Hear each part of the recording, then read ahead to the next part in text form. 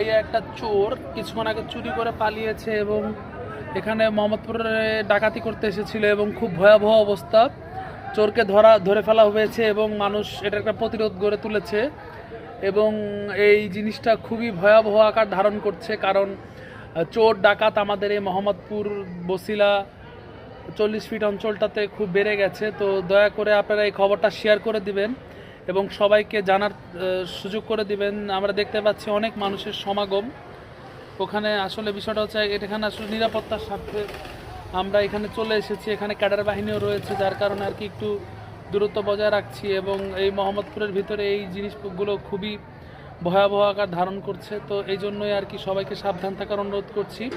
খবরটি বেশি বেশি করে শেয়ার করে দিবেন এবং সবাইকে জানার সুযোগ দিবেন। একটু আগে এখানে একটা ভয়াবহ পরিস্থিতির সৃষ্টি হয়েছিল, এখনও চলছে সেই পরিস্থিতি। আর এখানে অলরেডি